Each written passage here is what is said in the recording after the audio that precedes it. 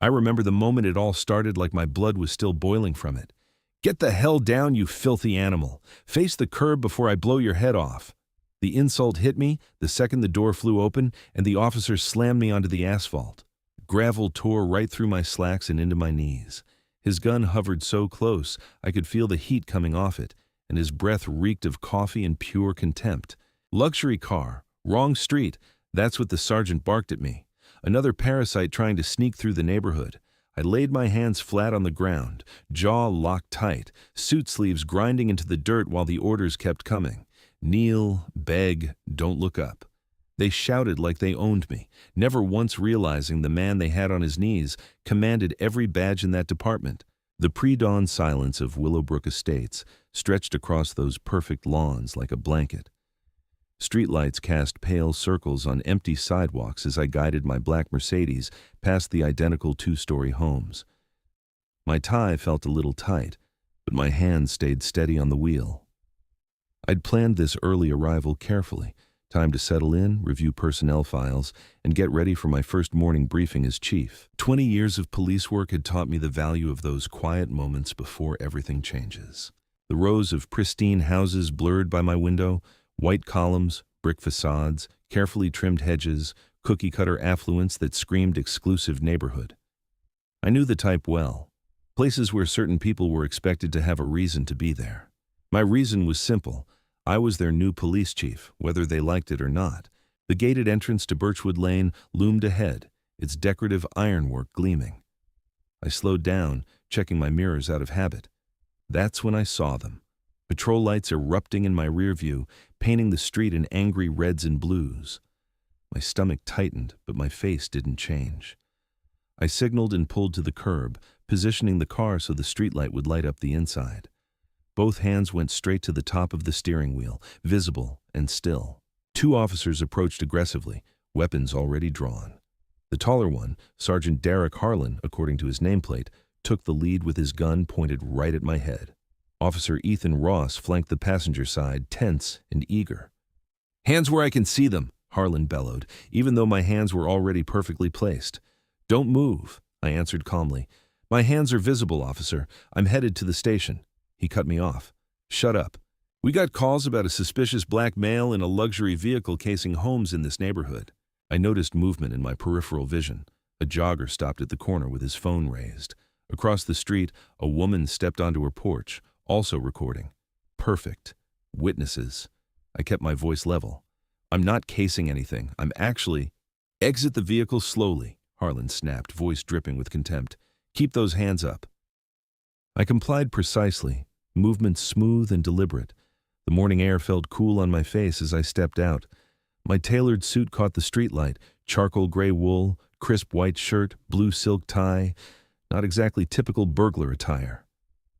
"Turn around. Face the car." Harlan grabbed my shoulder roughly, fingers digging in. "There's no need for—" I said, "Shut up." He jerked me forward and slammed me against the Mercedes hard enough to knock the breath out of me.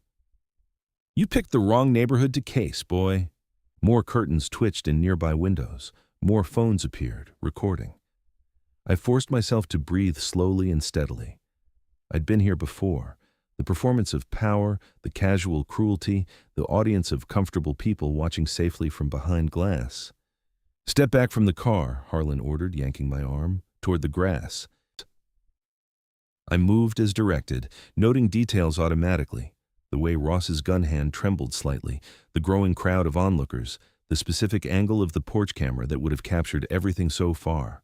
"Get down on your knees," Harlan commanded, shoving me toward the immaculate lawn. A child's voice carried clearly from across the street. "Mommy, why are they making him beg?" The mother's response was quick and sharp. "Get back inside now." I felt the weight of every watching eye, the judgment, the assumptions, the fear that wasn't really fear at all, but something darker that needed me on my knees to feel safe in their perfect suburban bubble. "I said kneel!" Harlan's voice rose, tight with frustration at my measured compliance. Now Ross edged closer, his gun inches from my head. The metal would be cool against my skin, I knew that, but I kept my breathing steady, my movements calm and precise. They wanted me to react, to give them an excuse. I wouldn't. The grass was wet with dew against my legs as Harlan forced me down. The sergeant's hand pressed heavily on my shoulder, making a show of dominance for their audience. I could smell fresh-cut grass and gunmetal, could hear the soft whir of phones recording, could feel the weight of dozens of eyes watching this piece of street theater from behind their pristine windows. "This is what happens," Harlan announced loudly, clearly playing to his audience, "when people who don't belong here try to cause trouble in our neighborhood." Ross shifted nervously, weapons still trained on my head.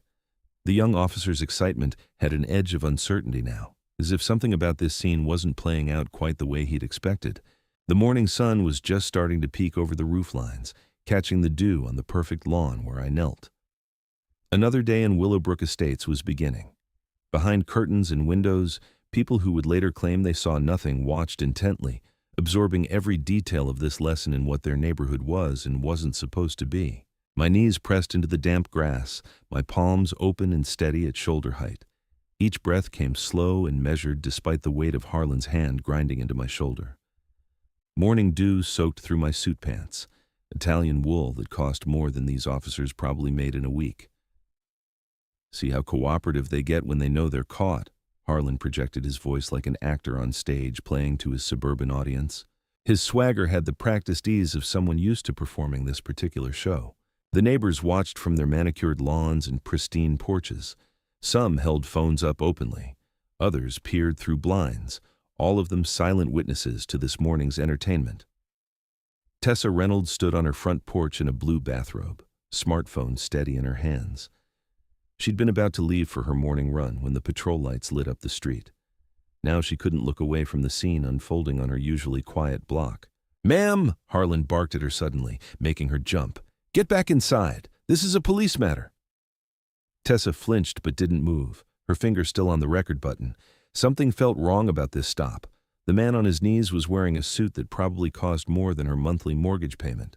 His car was spotless and high-end, and his calm demeanor didn't match Harlan's aggressive theatrics.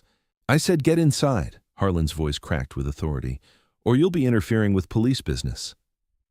This time Tessa retreated, but only to her doorway. She kept recording through the glass storm door, her hands trembling slightly but the camera steady. My eyes moved methodically, cataloging details. Birchwood Lane Street sign, house numbers 1422 and 1425 visible in my peripheral vision. The jogger who'd stopped was now talking rapidly into his phone. The patrol car's dash cam had a clear view of everything, assuming it was actually running. Ross shifted his weight, gun still aimed at my head, but his confidence seemed to be wavering. Sweat beaded on his upper lip despite the cool morning air. Harlan leaned down close to my ear, his voice dropping to a taunting whisper. "Now you understand how things work in this neighborhood, right? This is what happens to people who don't know their place." The sergeant's breath smelled like stale coffee and mint gum. His badge caught the rising sunlight, number 647, gleaming gold against dark blue uniform. "Good neighborhoods like this," he continued, clearly enjoying himself. "They stay good because we make sure certain elements know they're not welcome here, no matter what kind of car they're driving or suit they're wearing." I remained perfectly still, watching Harlan's face. The sergeant's smirk grew wider with each word, his sense of power and control reaching its peak. This was the moment when they felt most certain, most untouchable. "I'm Marcus Reed," I said clearly, voice carrying across the quiet street. "I am your new police chief." The effect was instant. Harlan's smirk froze, then cracked like thin ice. His hand jerked away from my shoulder as if burned. Ross's gun dipped, then snapped back up, his eyes wide with sudden uncertainty. Harlan's voice trailed off. The swagger vanished, replaced by something closer to panic. "My appointment letter's on the passenger seat," I said calmly, "along with my badge and credentials. Feel free to verify." Harlan lunged for the car door, movements jerky and desperate now. Papers rustled as he snatched my phone and the letter, eyes scanning frantically, his face drained of color. He barked into his radio, voice suddenly professional and polite. "Dispatch, need to confirm something. The new chief who was supposed to start today, correct?" Now I slowly lowered my hands, brushing grass from my knees as I stood. My movements remained deliberate, non-threatening. "Officer Ross," I said quietly, "you can lower your weapon now." Ross's gun dropped instantly, His face flushed red with embarrassment or fear or both. "I'll need both your names and badge numbers for my report," I continued in the same measured tone. "Though I suppose I already have yours, Sergeant Harlan. Number 647. Correct." Harlan was still clutching my phone and papers, his previous confidence shattered. "Sir, this was clearly a misunderstanding. We had reports of suspicious activity in the area and—" I interrupted smoothly. "Badge number, Officer Ross?" 823, sir," Ross stammered. The radio crackled. "Confirmed. Unit 4. Chief Reed's start date is today. Do you need any other information?" "Negative. Dispatch," Harlan replied quickly, trying to salvage some semblance of professional tone. "Just a routine verification. Everything's fine here." I noted the growing horror on both officers' faces as the full impact of their actions began to sink in. The witnesses who'd recorded everything, the dashcam footage, the new chief of police forced to his knees on his first day in full view of the community he was meant to protect and serve. "My phone and papers, please, Sergeant," I said, holding out my hand. Through the cruiser's window, I watched the pristine houses of Willowbrook slide past like a suburban slideshow. Each property looked carefully maintained, matching mailboxes, regulation height hedges, and lawns mowed in perfect diagonal stripes. From the back seat, I noticed how Harlan drove with one hand draped over the wheel, taking corners too fast, running stop signs like they were optional suggestions. The morning sun caught the gold wedding band on Harlan's finger as he adjusted the rearview mirror, angling it to watch me. His earlier panic had settled into something harder, more calculated. "Beautiful neighborhood, isn't it, Chief?" Harlan's voice dripped with false courtesy. "Very exclusive, very particular about who belongs here." I met his eyes in the mirror but didn't respond. I'd seen this pattern before. The subtle threats wrapped in polite small talk, the territorial marking disguised as friendly conversation. The station came into view, a modern building of glass and stone designed to project authority while fitting into Willowbrook's upscale aesthetic. Harlan pulled into a reserved spot near the entrance, engine idling. "Welcome home," he said with a smirk, finally unlocking the doors. Inside, the lobby bustled with morning shift change. Conversations died as I entered, replaced by stares and whispers. Officers who moments ago had been laughing over coffee now stood straighter, uncertain how to handle this disruption to their routine. Captain Neil Mercer descended the main stairs like he was stepping onto a stage. His uniform was perfectly pressed, his smile practiced and professional. Everything about him screamed respectable authority figure, exactly the kind of image Willowbrook wanted to project. "Chief Reed," Mercer called out, extending his hand. "I cannot apologize enough for this morning's unfortunate miscommunication. I've already been briefed on the situation." His handshake was firm but not aggressive, his tone carefully calibrated to sound concerned without admitting fault. This was a man used to managing perceptions.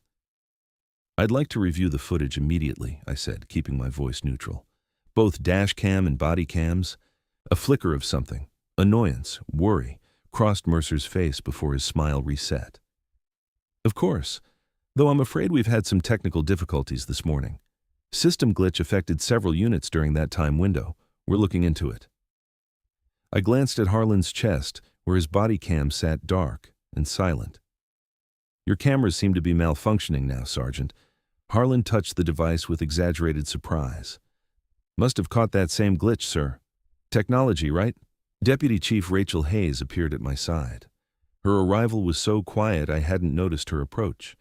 She was tall, with steel gray hair pulled back severely and eyes that had seen too much to trust easily. "Chief Reed," she said, her handshake brief but firm.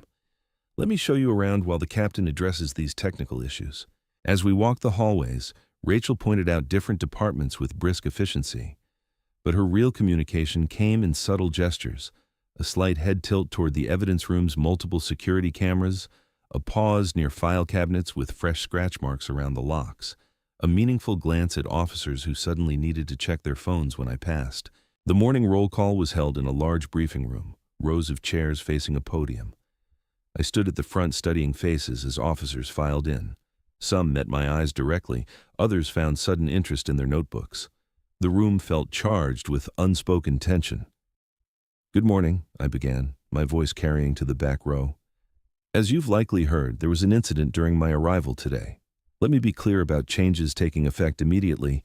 All body cams will be functional and activated during every citizen interaction. Weekly audits will be conducted. The complaint review backlog will be cleared, and there will be zero tolerance for selective enforcement or evidence mishandling. The room split like a fault line. Younger officers sat straighter, some nodding slightly. Veterans exchanged dark looks. In the back, Harlan crossed his arms, his stance radiating defiance. Mercer stepped forward smoothly, clapping his hands once. An excellent start, Chief, and perfect timing. Mayor Diane Keller is here for your welcome photos. Nothing says fresh start like a united front, right? His tone made it clear this wasn't a request. The mayor waited in the hallway, already camera-ready in a power suit and practiced smile. Her handshake was warm, but her eyes were calculating, assessing whether I would be an asset or liability to her carefully managed image. Just a few shots for the local papers, Mercer said, positioning himself between me and the mayor. Show everyone that Willowbrook's finest stand together. I nodded, understanding the game. Every flash of the camera was evidence, every forced smile a record. Public attention could cut both ways. As we walked toward Mercer's office afterward, Deputy Chief Hayes brushed past me. Her movement was casual, but I felt paper pressed into my palm. I waited until I was alone to read the carefully folded note. That stop wasn't random. They were told to do it. The sunset painted Willowbrook's identical houses in shades of orange and purple.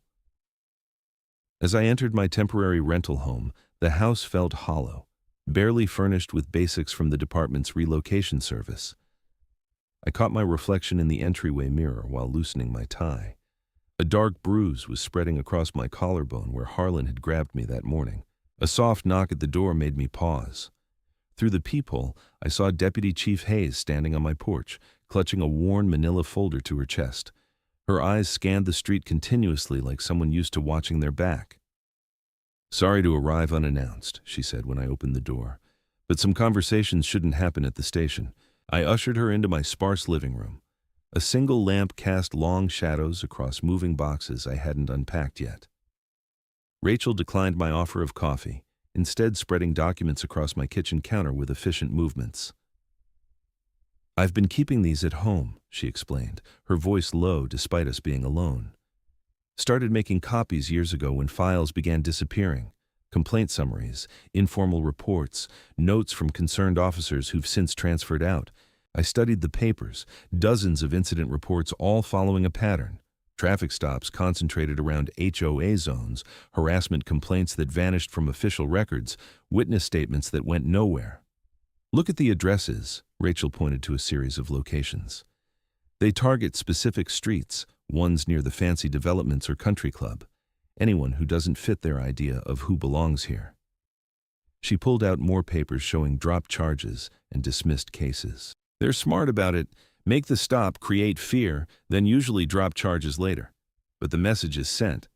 Most residents are too scared to file formal complaints anymore." I nodded, remembering the faces watching from windows that morning. "How deep does this go?" "Deeper than just bad cops," Rachel said. "Town council, HOA boards, business owners, they all benefit from keeping certain people out, making them feel unwelcome." She glanced at my bruise. "Or putting them in their place." I reached for my phone, scrolling to find a number I'd researched before taking the job. Reverend Thomas Boyd had been leading his congregation in Willowbrook for over 30 years. If anyone knew the community's true pulse, it would be him. As the phone rang, Rachel organized the documents into neat piles. "Be careful who you trust, Chief. Even the ones who seem helpful might be reporting back." The Reverend answered on the third ring, his voice deep and steady. "Reverend Boyd speaking." "Reverend, this is Chief Reed.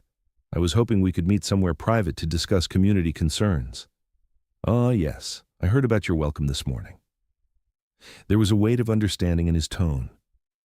"My church has a side office, very quiet, very discreet."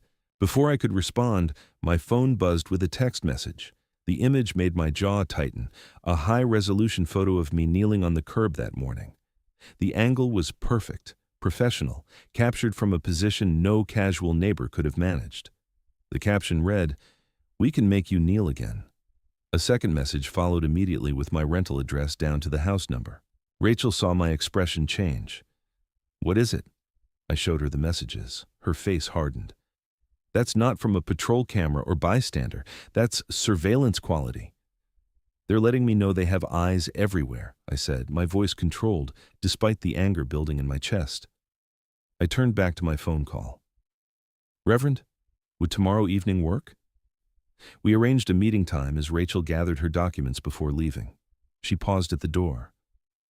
"They'll try to isolate you first, then discredit you, then—" She didn't finish the sentence. Alone again, I moved through the house methodically, checking windows and doors. The threatening texts weren't just intimidation. They were a message that the corruption went beyond rogue officers. This was about power structures, about who controlled this carefully manicured suburb's true face. I sat at my kitchen table, making notes in a fresh notebook. Step 1. Identify potential allies in the department, officers who might be tired of looking the other way. Step 2. Begin implementing reforms that seemed reasonable on paper, but would expose patterns when properly documented. Step 3. Gather evidence quietly, building a case that couldn't be buried in missing paperwork. From my briefcase, I removed a small electronic device, a personal recorder designed to look like a typical pen. I'd purchased it after accepting the job, suspecting I might need backup documentation. As I installed a fresh battery, my thumb brushed over the activation switch. The night pressed against my windows, the street outside too quiet. Somewhere in this neighborhood, someone was watching my house, reporting my movements. They thought they'd hired a token figure, someone they could control through fear and isolation. I checked the recorder's functionality, speaking softly into the silence of my kitchen. "You wanted a symbol. You hired a storm." The next morning's darkness clung to Willowbrook like a stubborn shadow. I pulled into the police station parking lot early, my headlights cutting through wisps of early fog. Deputy Chief Hayes waited by the side entrance, 2 coffee cups in hand, her expression tense but controlled. "You're going to need this," she said, handing me a steaming cup. "Word's already spreading about your audit plans." We walked through empty corridors, our footsteps echoing off institutional tile.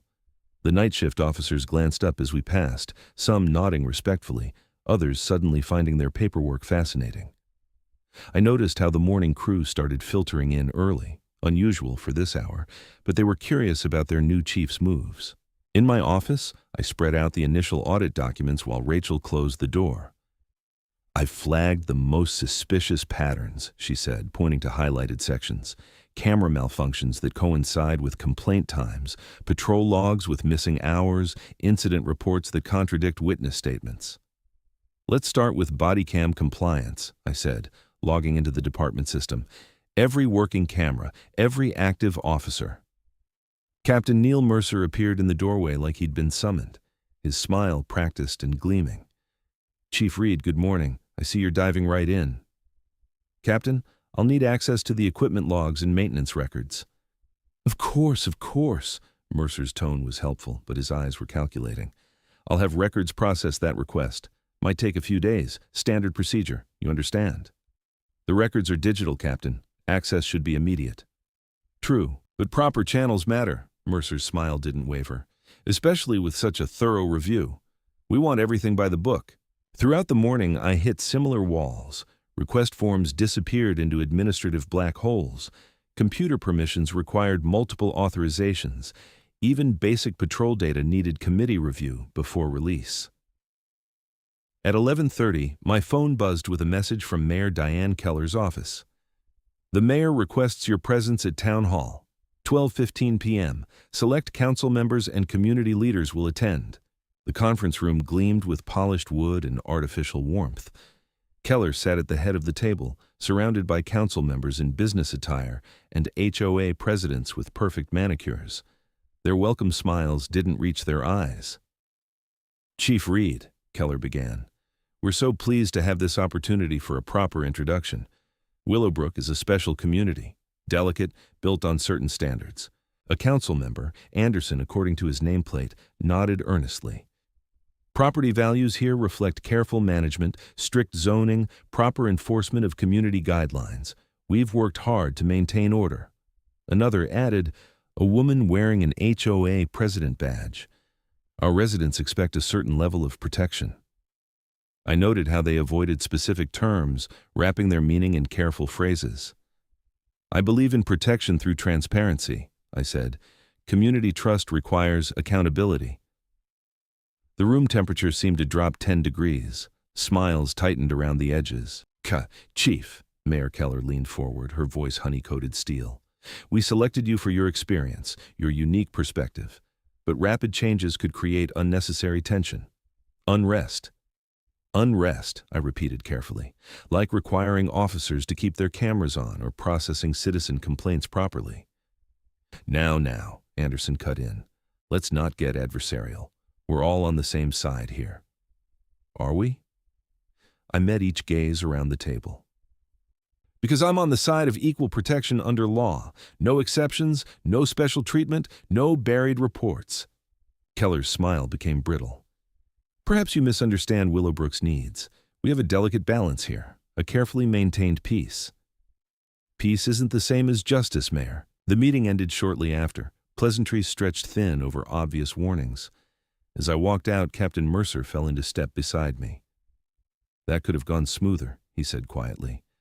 The council has emergency review powers over department leadership. They can vote on your position if they feel you're moving too aggressively. The threat was clear. They'd hired me as a symbol, a diversity checkbox to deflect criticism. Actually, exercising authority wasn't part of the deal. The autumn afternoon had turned gray and cool by the time I left town hall. I walked toward my car, mind already planning countermoves, when I noticed something wrong with the vehicle's profile. All 4 tires lay flat against the pavement, clean knife cuts visible in the sidewalls. Professional work, not random vandalism. A patrol car cruised past, rolling slowly enough for me to see Harlan behind the wheel. The sergeant's face showed nothing as he watched me standing beside my disabled vehicle, but his message was clear. Consequences had begun. Under the harsh glow of the street lamp, I studied the clean professional cuts in my tires. No random slashes or anger marks. This was calculated intimidation.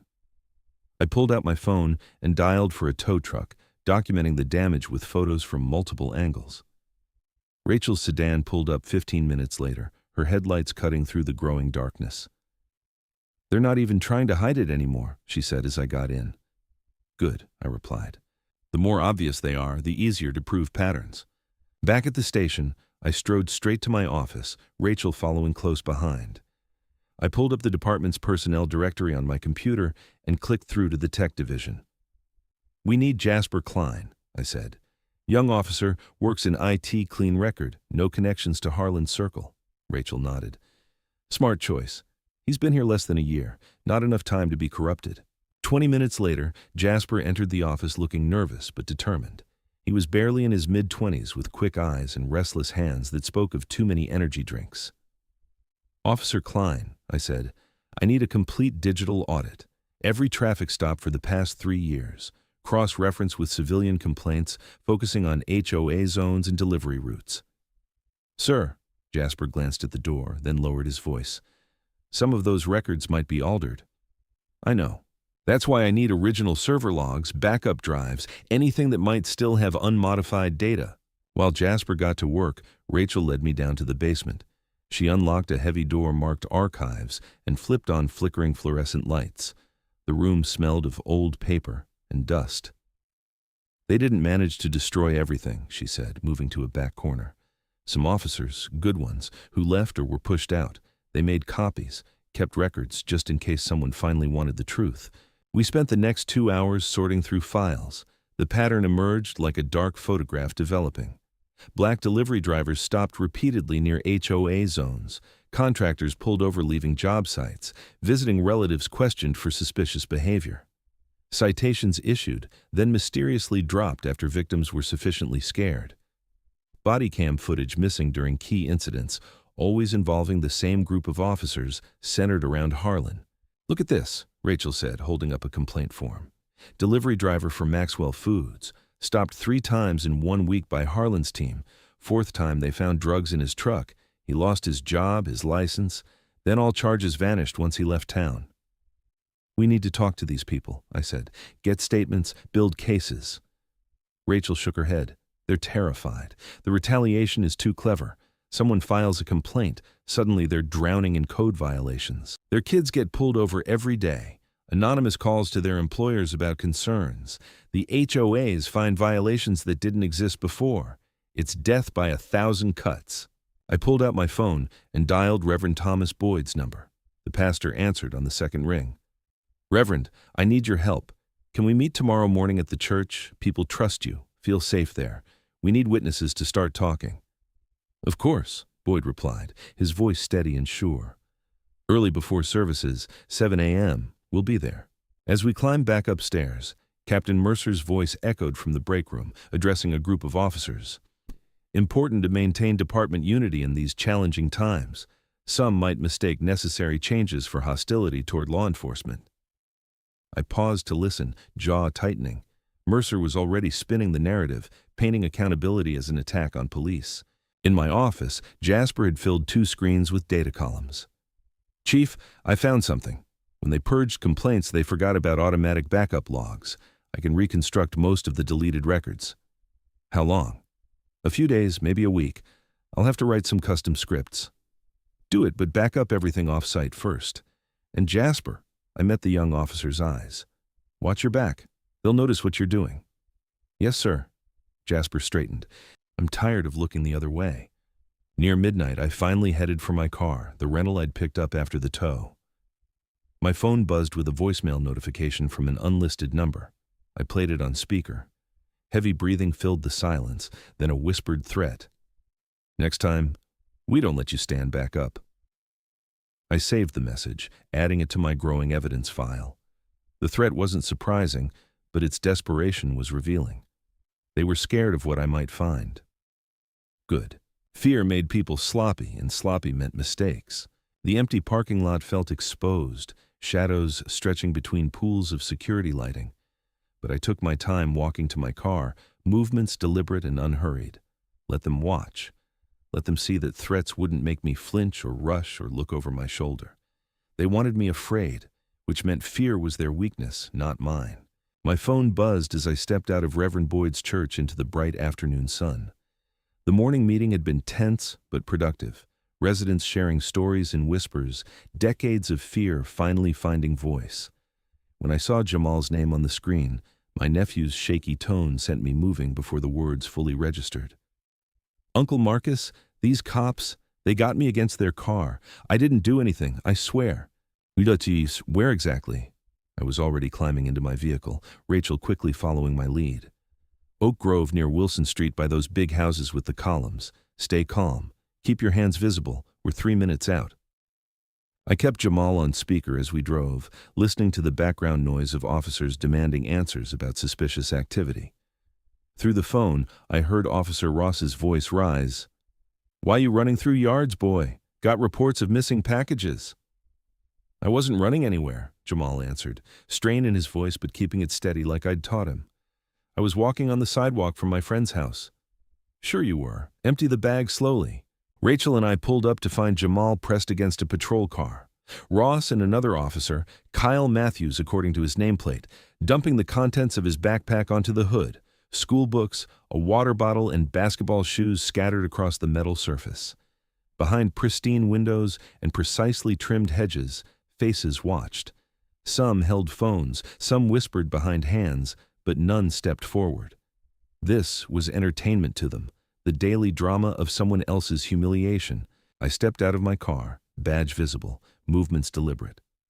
Officers, what's the probable cause for this stop and search? Ross's posture shifted instantly, that familiar mix of fear and resentment flickering across his face. Chief, we got calls about a suspicious male checking porches. From whom? I'll need those caller details for the report. Anonymous tips. So, no verifiable complainant. I moved closer, voice level. And the legal basis for searching his bag? Matthews stepped back slightly, but Ross's jaw tightened. Subject was acting evasive by walking on a public sidewalk. I pulled out my phone, opening the department's reporting app. I'll need both your badge numbers and a complete account of what justified this stop. The screech of tires announced Sergeant Harlan's arrival. He emerged from his vehicle with that practiced swagger, taking in the scene like he owned it. "Problem here, Chief. Seems like you're interfering with a routine investigation." "No interference, Sergeant. Just ensuring proper procedure and documentation." I continued typing into my phone.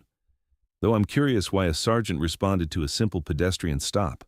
"Etha, I monitor all calls in my sector." Harlan's smile didn't reach his eyes, especially when they involve persons of interest.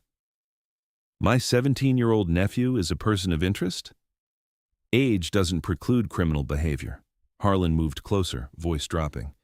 "Maybe you're too emotionally invested to see this objectively." "Sir," Rachel stepped forward, notebook in hand. "I'll need statements from both officers about their reasonable suspicion standard. And Sergeant, since you're here, you can explain why you dispatched 2 units for a single pedestrian." A small crowd had gathered now. Joggers suddenly needing water breaks, dog walkers finding fascinating spots to linger, phones recorded discreetly and not so discreetly. Harlan noticed the attention and shifted tactics. "Look, clearly this was a misunderstanding." He gestured at Jamal's scattered belongings. "Just doing our job, checking things out. No harm done." "No harm?" My voice remained steady, but my eyes locked onto Harlan's. "You stopped and searched a minor without cause, created a public spectacle, and violated department policy on reasonable suspicion. That's not no harm. That's a documented incident requiring review." Ross started shoving Jamal's belongings back into the backpack, suddenly clumsy. Matthews found somewhere else to look. Harlan's smile turned brittle. "You're free to go," he told Jamal, making it sound like a threat. "Consider this a warning about staying where you belong." "Oh, he belongs right here," I said quietly. "And this stop will be fully investigated, not buried." "Rachel, please get Officer Ross and Matthews' statement details. I want their narrative on record before it changes." The gathered crowd began dispersing as Rachel collected information, and I photographed the scene. Jamal stood straight, controlled, but I could see the tension in his shoulders, the careful way he accepted his backpack without sudden moves. Later that evening, sitting across from each other at my kitchen table, Jamal pushed his food around his plate. The bruise where they'd grabbed his arm was darkening. "They knew exactly who I was," he said finally, voice low. "Called me Chief's boy when you couldn't hear. Said I should tell you to watch yourself. Look at me." I waited until Jamal met my eyes. "They wanted you scared." "I know." Jamal straightened slightly. "That's why you're documenting everything, right? Building a case. Then we make them accountable out loud." The fluorescent lights of the Willowbrook Community Center cast harsh shadows across the packed gymnasium. Fold-out tables lined the walls, laden with neighborhood watch pamphlets and support your police merchandise. Mayor Diane Keller worked the crowd with practiced charm, her camera-ready smile never wavering as she posed between Captain Neil Mercer and a row of crisp uniforms. I stood near the back watching. I noted how Derek Harlan moved through the space like a local celebrity, accepting handshakes and backslaps from residents who clearly saw him as their personal protector, the same residents who'd watched silently that morning as Jamal was harassed on their perfect sidewalks. "Great turnout," Mercer said, materializing at my side. "Shows how much this community values law enforcement, the right kind of law enforcement." I kept my expression neutral. Every kind of law enforcement should value accountability. "Still pushing that?" Mercer's smile tightened. "After today's unfortunate incident with your nephew, some might question your judgment when family's involved." The threat was clear, but I had expected it. I'd seen how they operated now, using public spaces to perform authority while dealing out private punishments. Jamal stood across the room, maintaining composure, despite the sideways glances and whispered comments. He'd insisted on coming, refusing to be invisible. Now he caught my eye and gestured that he needed some air. I watched my nephew slip out the side door. Then I noticed Officer Ross, out of uniform but unmistakable, following with 2 men I recognized from town council meetings, regular fixtures at police fundraisers and Back the Blue rallies. "Excuse me," I said to Mercer, already moving. The night air was thick with humidity as I rounded the building's corner. I heard voices before I saw them, harsh, mocking tones that set off every alarm in my mind. Look who thinks he belongs here, Ross was saying, his off-duty swagger enhanced by liquid courage. The chief's pet project. Jamal stood with his back to the wall, shoulders square despite being surrounded. The two men with Ross, middle-aged, prosperous-looking in their polo shirts and expensive watches, crowded closer. "Maybe you need another lesson about staying in your place," one of them slurred, jabbing a finger toward Jamal's chest. "Back away," my voice cut through the darkness. "Now." Instead of retreating, the man closest to Jamal shoved hard, sending him stumbling. "Or what, Chief? Going to cry racism again?" I moved forward, measured steps eating up the distance. "Last warning. Step back and walk away." The first punch came from the left, telegraphed by an amateur's wild swing. It clipped my jaw, more insulting than damaging. I absorbed the impact, letting my training take over. The attacker pressed forward, expecting me to crumble. Instead, I stepped inside his reach, used the man's momentum against him, and dropped him with a precise combination of moves that left him gasping on the pavement. The second man charged like a bull, all rage and no technique. I redirected him smoothly, pinning him against the wall with controlled pressure on his shoulder and wrist. "Don't," I warned as the man struggled. Ross lunged from the side, probably hoping to claim I had attacked an officer, but I had been watching for it. I shifted my weight, caught Ross's arm, and used the officer's own forward motion to introduce him to the brick wall firmly enough to stop the attack, carefully enough to leave no lasting damage. "Ha! Phone out! Recording everything!" called a woman's voice from the doorway. Tessa Reynolds stood there, arms steady as she documented the scene. She'd been one of the silent observers during Jamal's morning harassment, not anymore. I kept my voice calm, professional. "Jamal, you okay?" "Yes, sir." Jamal's voice was steady. Police sirens wailed in the distance, growing closer. Right on cue, Brock Harlan emerged from the shadows into the security light's glare. His face split into a predatory grin as he surveyed the scene. 3 men sprawled or staggering, the chief standing over them, multiple witnesses arriving. Harlan's expression said it all. This was exactly what they'd wanted, a chance to paint me as the aggressor, the angry black man they could finally justify removing. The fact that I'd defended myself and my nephew with minimal force wouldn't matter in their version of events, but Harlan hadn't counted on Tessa's phone still recording or the other devices that had appeared in doorways and windows, capturing truth that couldn't be buried in missing paperwork or convenient system glitches. The sirens grew louder as Harlan's grin promised consequences. He thought he was watching my career end. He was wrong. The dashboard clock read almost midnight as I eased my car into my Reynolds driveway. My jaw throbbed where the punch had landed, and my shoulders ached from the controlled takedowns. I'd spent 3 hours giving statements, watching Ross and his drinking buddies try to twist self-defense into assault. My phone buzzed before I could get out of the car. Rachel's name flashed on the screen. "They're moving fast," she said without preamble. "Mercer's already got his version spreading. Says you attacked Ross without provocation, used excessive force on civilians." I pressed my fingertips against my temples. "We have witnesses' phone footage. They're working on the witnesses now. Tessa Reynolds already got 3 visits from code enforcement about violations on her property. The others are getting similar pressure." "Document everything," I said. "Every visit, every sudden citation." "Already on it, but that's not all. Mayor Keller called an emergency town hall for tomorrow morning, 10 a.m. sharp. They're pushing hard on this, Chief." I finally left my car, muscles protesting as I climbed the porch steps. Of course they are. They think they've got their angle now, the aggressive chief who can't control his temper. "What's your play?" "Give them exactly what they don't expect. Complete calm and data, lots of it." The next morning, Willowbrook Town Hall's meeting room was packed by 9:45. The wood-paneled walls and leather chairs couldn't hide the tension crackling through the space. Mayor Diane Keller sat centered at the raised council table, wearing concern like designer perfume. I moved to the podium when called, ignoring the whispers. I placed my materials carefully. Stop data analysis, complaint patterns, camera compliance rates. My bruised jaw drew stares, but I kept my posture relaxed, professional. "We're here," Mayor Keller began, "because of growing concerns about department morale and community trust under Chief Reed's leadership style." The word choice was deliberate. Leadership style, not assault allegations. They were playing a longer game. I looked directly at the crowd. I'd like to present some findings from my initial department review. This isn't really the forum for, Keller started. Actually, it's exactly the forum, my voice carried without raising. Public oversight of public servants.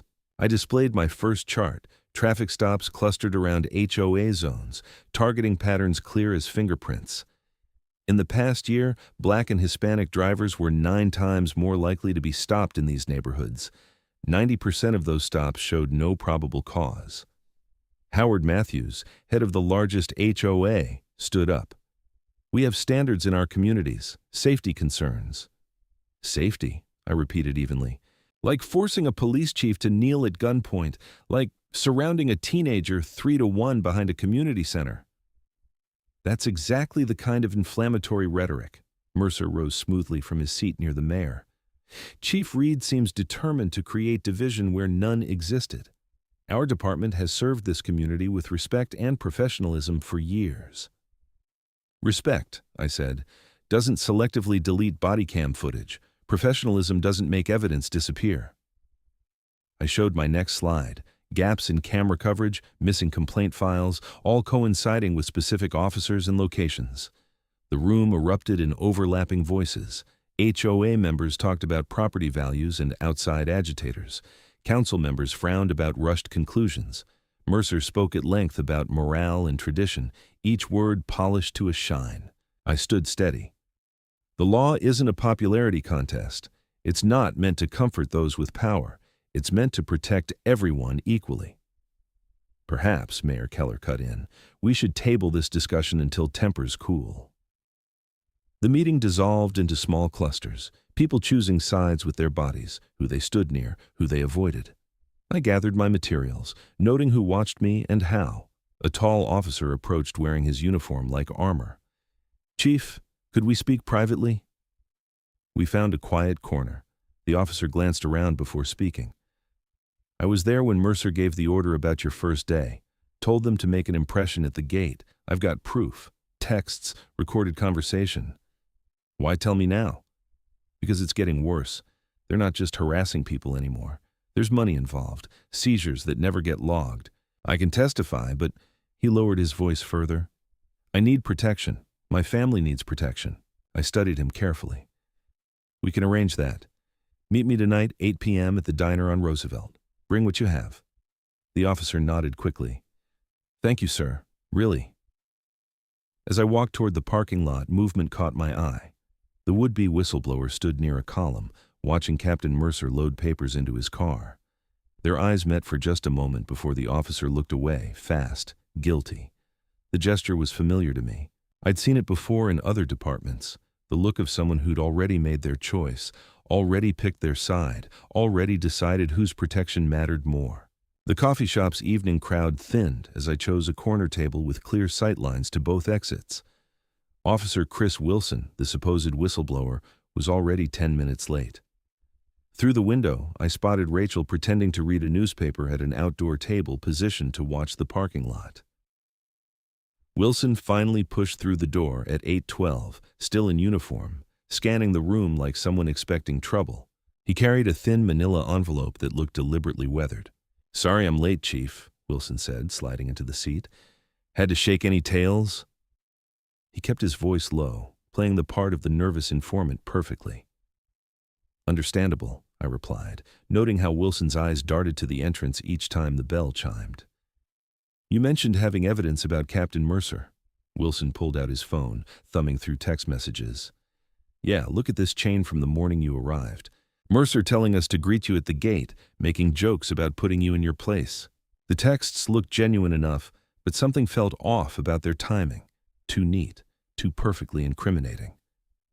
Wilson leaned forward, dropping his voice further. There's more. The seizure money I mentioned, they've got a whole system. Certain stops, certain neighborhoods. The cash disappears before it hits the evidence room. How long has this been happening? I asked, watching Wilson's face. Months, maybe years, but listen. Wilson glanced around again. What have you found so far in your investigation? Any other officers talking? And there it was, the real purpose of this meeting. I kept my expression neutral. We're still gathering information, following proper channels. Wilson pushed the envelope across the table. These are copies of some key documents, but Chief, I need to know my family will be protected if I come forward officially. What kind of guarantees can you make? Through the window, I saw Rachel shift slightly, a signal that someone else had arrived. A dark sedan crawled past the coffee shop, moving too slowly. Bah, of course, I said carefully. Protection is essential. Let me review these materials first. Then we can discuss next steps through official channels. Wilson's hand tightened on the envelope. But you'll need my testimony to make sense of them. Maybe we should go over them now. I prefer to analyze evidence thoroughly before discussing details, I said, standing. Thank you for bringing this forward, Officer Wilson. We'll be in touch through proper department channels. Wilson's smile flickered. Right, of course. He released the envelope reluctantly. Just be careful who you trust with this, Chief. I waited until Wilson left, then watched through the window as the dark sedan pulled away 1 minute later. I texted Rachel, "Follow the car." Back at the station, I moved fast. I called Jasper Klein to my office, speaking in low tones while running the water in my private bathroom, an old trick to defeat listening devices. I need everything backed up off-site, I told Jasper. Stop records, dash cam footage, complaint files, all of it. Can you do it without being traced? Jasper nodded, already pulling out a laptop. I've got secure cloud storage ready. Been expecting something like this. Good man. I picked up my desk phone. Now we go official. I called the State Oversight Board, formally requesting an external audit based on pattern evidence. The investigator on the night desk sounded interested, especially when I mentioned selective enforcement and missing evidence. They scheduled an intake call for 9 a.m. sharp. For the first time in days, I felt momentum shifting. State involvement would make it harder for Mercer to bury things. The corrupt network would have to be more careful, which meant more chances to catch them slipping. I called home to check on Jamal. I'm fine, Uncle Marcus, Jamal said. Just doing homework. Stay inside tonight, I insisted, and keep your phone charged. I know. They're not going to try anything else so soon. Humor me. I had just hung up when my cell phone buzzed. Rachel reported, Wilson went straight to Mercer's house, stayed 20 minutes. Now they're both headed to the station. Anything else? Yeah, the evidence clerk, Paula Ramirez, she's not answering her phone. Her car is still in the lot, but no one's seen her for hours. My chest tightened. I grabbed my keys and badge, already moving. Meet me at evidence storage now. The storage room door was ajar when we arrived, light spilling into the dark hallway. Inside, drawers hung open, file boxes gaped empty. The careful organization from that morning was destroyed, and in the center of the room, Paula Ramirez's access card lay broken on the floor. Call it in, I ordered. Full investigation, everything by the book, and find Ramirez. They found her an hour later, locked in a supply closet 2 floors up, shaken but unharmed. She described 2 masked men who had forced her to unlock the evidence room, then trapped her upstairs. Near midnight, exhausted, I returned to my office. A single piece of paper waited on my desk, my own complaint form from the kneeling stop stamped in red ink that still looked wet. Unfounded. I picked it up carefully, hearing Rachel's footsteps in the doorway behind me. Ramirez is giving her statement now, she said quietly, but the files are gone. All of them? Not all, I replied, still staring at the red stamp. They left us this one, which means they're getting sloppy. The red ink on the unfounded stamp hadn't dried completely, smearing slightly under my thumb. Past midnight, the station felt hollow, each footstep echoing through empty corridors. The sound of running made me look up. Rachel burst through my office door, her face tight with urgency. The access logs, she said, slightly out of breath. Someone altered them. They erased 2 hours of entries between 8 and 10 p.m., replaced them with routine patrols. I placed the complaint form carefully on my desk. Paula Ramirez, how is she? Shaken but stable, giving her statement to Internal Affairs. Rachel closed the door behind her. She says the men knew exactly what files to take. This wasn't random. Of course not. I stood, pacing the small office. They're eliminating evidence before the state team arrives. The whistleblower meeting was just to keep me distracted. Heavy footsteps approached from the hallway. Captain Neil Mercer appeared in the doorway, his silver hair perfect even at this hour, his smile practiced and cold. Quite a situation we have here, Mercer said smoothly. But don't worry, it's being handled. Handled? I turned to face him. A clerk was assaulted. Evidence was stolen. I'm calling state oversight right now. That won't be necessary. Mercer's smile didn't waver. This is an internal matter requiring proper procedure. Besides, the mayor has called an emergency council session for dawn. All other actions need to wait until after that meeting. This isn't about procedure, I said. This is obstruction. Careful, Chief. Mercer's voice hardened slightly. Making accusations without evidence that could be seen as creating a hostile work environment. Rachel stepped forward. We have Ramirez's statement from a clerk who was admittedly trapped in a closet for hours. Mercer raised an eyebrow. Hardly reliable. Now, if you'll excuse me, I need to prepare my report for the council. After Mercer left, I checked my watch.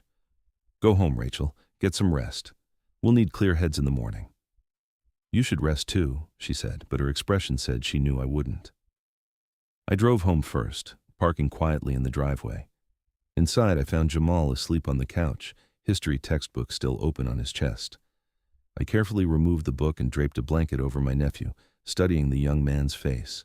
In sleep, Jamal looked younger, more vulnerable, a reminder of everything at stake.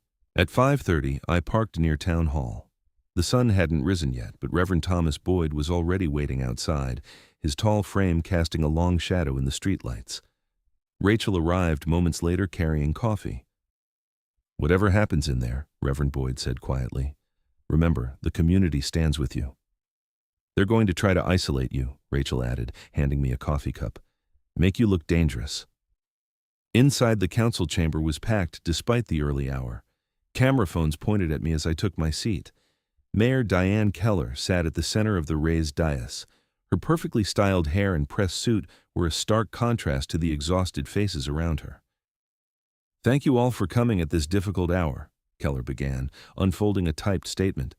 Recent events have forced us to address serious concerns about leadership and safety in our community. She read smoothly, each word calculated. Loss of confidence, deteriorating morale, use of force concerns, community alarm. The phrases blurred together, building a wall of respectability around what was really happening. Captain Mercer took the podium next, his voice grave. 2 nights ago, our chief physically attacked an off-duty officer behind the community center. This follows a pattern of aggressive behavior and departmental disruption that has created an untenable situation. I started to stand, but Rachel's hand touched my arm, a warning. This wasn't a hearing, it was theater. Therefore, Mayor Keller continued, effective immediately, Chief Reed is placed on administrative suspension pending full investigation. During this period, he is barred from entering the police station or accessing any departmental resources. The room erupted in murmurs. Phones kept recording. I remained seated, my face carefully neutral, even as my pulse thundered in my ears. I noticed Wilson, the fake whistleblower, smirking from the back row. Additionally, Keller said, given the seriousness of these concerns, we've appointed Captain Mercer as acting chief until this matter is resolved. Near 11, I walked out of Town Hall into harsh sunlight. Cameras flashed. Reporters shouted questions. I kept my stride measured, dignified, even as Mercer appeared beside me. The captain leaned close, voice barely a whisper. You'll learn how Willowbrook trains its chiefs. Afternoon sun filtered through the blinds of my rental home, casting striped shadows across the living room floor.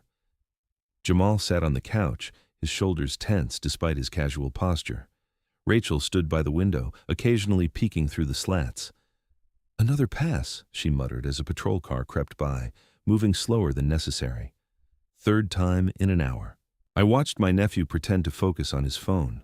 Jamal's fingers tapped restlessly on the screen, his jaw tight. You sure you're okay? I asked.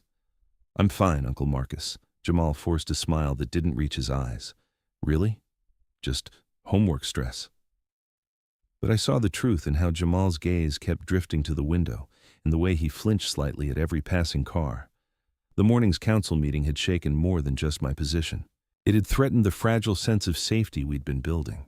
Mercer's already working the internal channels, Rachel said, moving away from the window. He's calling mandatory briefings, probably spinning the narrative. Anyone who might back your version of events will be isolated, pressured. What about Paula Ramirez? I asked. The evidence clerk. Suddenly on administrative leave for a paperwork discrepancy from last month. Rachel's voice was bitter. Convenient timing. I pulled out my personal phone, not the department-issued one they could monitor, and dialed the state oversight number. After several transfers and holds, I finally reached investigator Sarah Ramirez. "We can meet tomorrow at 9 a.m., she said. "Neutral location, the state office building downtown. Bring any documentation you have." "I'll be there," I confirmed, writing down the details. By late afternoon, the kitchen was empty except for some crackers and juice. Jamal needed real food, and we couldn't hide in the house forever. "Quick grocery run," I announced. "We'll stay in public spaces, minimize risk." The nearest supermarket was 10 minutes away. We took my car with Jamal riding shotgun. The store's fluorescent lights and normal activity felt almost surreal after the tension of the day. We filled our cart with basics: bread, milk, pasta, vegetables. Jamal started to relax slightly, even joked about my healthy food choices. The sun was setting as we loaded groceries into the trunk. Jamal pushed the cart back while I started the car. Everything felt manageable for a moment. Then, red and blue lights exploded in the rearview mirror. My hands tightened on the wheel as I pulled over carefully. Jamal returned and slipped into the passenger seat just as Sergeant Derek Harlan approached, flashlight beams sweeping aggressively across our faces. "License and registration," Harlan demanded, his tone dripping with false authority. "Your brake light's out." I knew my lights were fine. I'd checked them that morning out of habit. I handed over my documents without comment, keeping my movements slow and visible. Harlan studied the paperwork longer than necessary. Then, his flashlight beam settled on Jamal. A slow, cruel smile spread across his face. "Well, look who it is. Step out of the vehicle, son." "Why?" I asked calmly. "What's the reason?" "Officer safety," Harlan snapped. "Don't make this difficult." He yanked Jamal's door open. Jamal looked at me, fear flickering across his face before he masked it. I gave him a slight nod. "Stay calm. We'll handle this." Jamal stepped out slowly, hands visible. Harlan roughly spun him around, shoving him against the car. Hands on the roof, feet back. His pat-down was aggressive, theatrical. Then he reached into Jamal's jacket pocket and pulled out a small plastic bag. My stomach dropped. I'd never seen those pills before, and I knew Jamal hadn't either. "Well, well," Harlan announced loudly. "What do we have here? Looks like illegal substances to me." He dangled the bag with exaggerated concern. "Such a shame. Turn around, hands behind your back." "Those aren't mine," Jamal protested, his voice steady despite his trembling hands. "You know they're not mine." Harlan roughly cuffed him, tightening the metal until Jamal winced. "Save it for booking. You have the right to remain silent." I stepped out of the car. "This is a plant and you know it." "Stay back," Harlan warned, one hand on his weapon. "You're suspended, remember? No interfering with police business." 2 more patrol cars arrived, lights flashing. Curious shoppers gathered at a distance, phones recording. I stood helpless as they put Jamal in the back of a cruiser.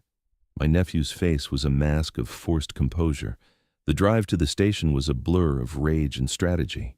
I parked in the public lot, watching Jamal being led inside through the sally port. When I tried to follow through the front entrance, the desk sergeant, one of Mercer's loyal followers, blocked my path. "I'm sorry," she said, not sounding sorry at all. "You're suspended, sir. No access to the building." Through the glass doors, I caught a glimpse of Jamal being escorted down the hallway, his head held high despite the handcuffs. Night had fallen completely now, and the fluorescent lights cast harsh shadows across my nephew's face. The church's side door creaked open into darkness. Reverend Thomas Boyd ushered Rachel and me inside quickly, checking the empty parking lot before locking up behind us. Our footsteps echoed in the silent sanctuary as we made our way to the basement stairs. "Watch your step," Reverend Boyd whispered. "Light switches at the bottom." Fluorescent lights flickered to life, revealing a large meeting room with folding chairs and cork bulletin boards. Coffee makers lined one wall, and a projector screen hung at the front. The space felt safe, separate from Willowbrook's manicured threats. My shoulders sagged with exhaustion as I sank into a chair. My phone showed another rejected call to the station, still no contact with Jamal. Rachel paced the linoleum floor, her face tight with controlled anger. Others are coming, Reverend Boyd said, checking his watch. Trusted people only. They'll use the back entrance. Within 20 minutes, a small group gathered. Tessa Reynolds arrived first, clutching her phone like a lifeline. She'd been recording more than just porches lately. Her camera roll held truth the department couldn't erase. 2 elderly deacons followed. Then, a retired teacher who'd filed complaints about racial profiling last year. They sat in a loose circle, voices low but determined. "They're using Jamal to break you," Rachel said bluntly, stopping her pacing. "The timing is too perfect, right after your suspension, when you can't access the building or intervene officially." I nodded. "Plant drugs, create a record, damage both our credibilities at once. They think if they hurt him enough, I'll either quit or lose control." "Those pills weren't his," Tessa interjected. "Everyone who knows Jamal knows that's impossible. He tutors my daughter in calculus, for heaven's sake." "Evidence doesn't matter if they control the narrative," Reverend Boyd said. "They've had years to perfect this playbook." A soft knock interrupted us. Jasper Klein slipped in, carrying a laptop and external drive. The young IT officer looked nervous but resolute as he sat at a folding table. "I've been tracking patterns," he said, fingers flying over the keyboard. "Every time Harlan's unit makes a controversial stop, there's a body cam malfunction. The gaps aren't random." He pulled up a calendar view dotted with red markers. "See clusters around complaint dates." Rachel moved to a corner and returned with her purse. She withdrew a thick manila envelope sealed with evidence tape. "I started making copies 3 years ago," she said quietly, "after they buried the Thompson family's complaint. Kept everything off-site, dated and notarized." She spread documents across the table, complaint summaries, patrol logs, internal memos with damning margin notes, years of paper truth they thought they'd erased. "There's more," I said. I reached into my jacket and produced a small recording device, no larger than a pen. After the kneeling stop, I knew they'd try to control the narrative. So I started documenting everything, every meeting, every casual threat in the hallway. Tessa pulled up the original kneeling video on her phone. The image was sharp, damning. Harlan's swagger, the gun at my head, the casual cruelty of power unchecked. "I have the community center footage too," she added. "Shows exactly who swung first." Reverend Boyd grabbed a notepad. "Okay, let's plan this hour by hour. State oversight meets you at 9 a.m. We need everything copied, secured, and witnessed before then." We divided tasks with quiet efficiency. Jasper would transfer digital files through secure channels. Rachel would organize her documents chronologically. Tessa would prepare statements about both videos. The deacons offered to gather more witnesses carefully through trusted networks only. "We need a chain of custody they can't challenge," I said. "Every copy, every transfer documented and time-stamped." My phone lit up with Jamal's mugshot already posted to the department's booking page. They'd rushed it online, wanting maximum exposure. In the photo, Jamal stared straight ahead, his young face set in a mask of dignity under harsh booking lights. The sight hit me like a physical blow. My nephew was spending the night in a cell, surrounded by the same men who'd framed him, but Jamal's expression in the photo wasn't broken. It was defiant. He was my blood, after all. Time blurred as we worked. Coffee grew cold in styrofoam cups, papers rustled, keyboards clicked. Outside, the sky remained dark, but hints of pre-dawn gray began seeping through basement windows. Close to 3 a.m. I found myself staring at Jamal's mugshot again. The familiar rage rose in my chest, but it was different now. Not the hot fury that makes mistakes, but something colder and more focused. My voice, when I spoke, carried the weight of absolute certainty. "They wanted me to beg tomorrow. They'll beg for mercy from the truth." Dawn painted the county building's windows in pale orange as I walked through security. Rachel carried a heavy accordion file beside me, while Jasper Klein balanced his laptop and external drives. Reverend Thomas Boyd brought coffee for everyone. We'd need it after the sleepless night. The conference room sat far from public areas, its walls bare except for a state seal. 2 investigators waited inside, Sarah Ramirez from the Oversight Division and James Cooper from Internal Affairs. They stood as my group entered, professional handshakes masking the gravity of the moment. "Thank you for meeting us early," Ramirez said, gesturing to the long table. "We understand time is critical, especially with your nephew's situation. I nodded, keeping my voice steady. Let's start with the pattern. I turned to Jasper. Show them the stop data first. Jasper connected his laptop to the room's projector. Charts and graphs filled the screen. Red dots clustering around specific streets, specific times, specific demographics. Each point represents a documented stop, he explained. The gaps show where footage mysteriously fails or reports go missing.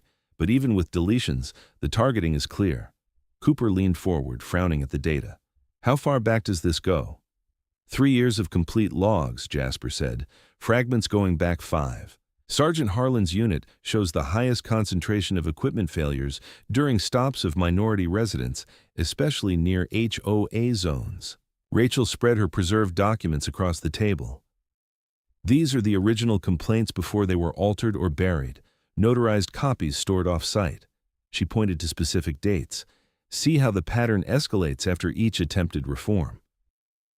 Ramirez examined the papers carefully, comparing dates to Jasper's data. This shows systemic behavior, not isolated incidents. The coordination suggests command-level involvement. Captain Mercer orchestrates everything, I said. He maintains plausible deniability while Harlan's team handles enforcement. Mayor Keller provides political cover. I played selected clips from my concealed recorder. Hallway threats, coded warnings, the subtle language of institutional intimidation. Cooper's expression darkened as he listened.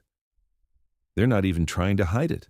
They're confident nothing can touch them because nothing has, Reverend Boyd added quietly. Until now. Tessa's videos came next. The kneeling stop played in sharp detail on the conference room wall. Harlan's performative cruelty, the gun at my head, the calculated humiliation. The community center footage followed, clearly showing who attacked first.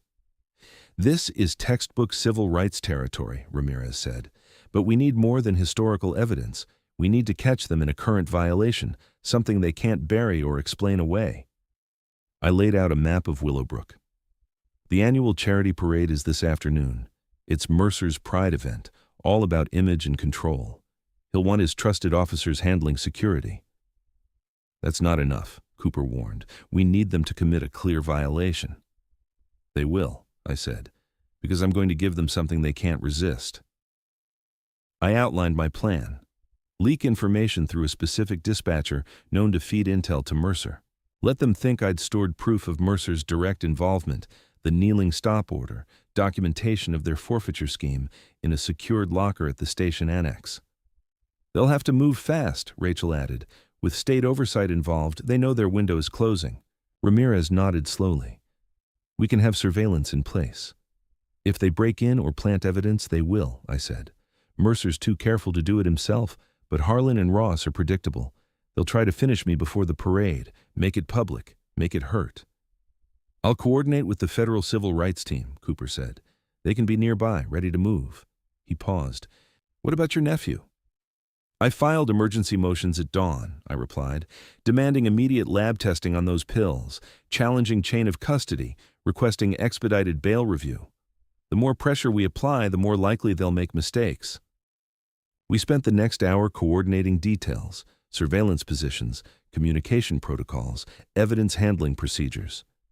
Ramirez made calls to arrange judicial oversight while Cooper worked with federal contacts. Jasper backed up everything to secure servers. Reverend Boyd left to organize community witnesses for when things broke open. Through the conference room windows, we watched Willowbrook wake up. Sprinklers hissed on perfect lawns. Garbage trucks made their rounds. Parents drove children to school past patrol cars waiting to enforce invisible boundaries. Near 11, Rachel received a text from a trusted officer. Mercer had just assigned Harlan and Ross to parade security detail. Their unit would have full access to the station and annex to ensure public safety. I stood at the window, watching a patrol car cruise past the county building. Good, I murmured. Walk into it. The words carried no satisfaction, no triumph, only the weight of necessary justice. Behind me, investigators finalized positions and protocols. Rachel sorted documents for court filings. Jasper triple-checked his digital safeguards. The morning sun climbed higher, burning away shadows across Willowbrook's manicured streets. In a few hours, the facade of suburban perfection would shatter. But for now, we waited. Evidence ready, witnesses prepared, truth poised to break through years of careful lies. Early afternoon sun blazed over Willowbrook's charity parade route. Red, white, and blue bunting draped pristine storefronts. Children clutched balloons while parents checked phones and chatted about property values. News cameras captured Mayor Diane Keller beaming from a small stage, her cream suit gleaming as she stood beside Captain Neil Mercer's crisp uniform. "Willowbrook represents the very best of community values," Keller announced to scattered applause. "Our police department ensures we remain a safe, prosperous haven for families." Mercer nodded beside her, scanning the crowd with practiced authority. His radio crackled, Harlan's voice tense beneath forced calm. "Captain, approaching the annex now for security sweep."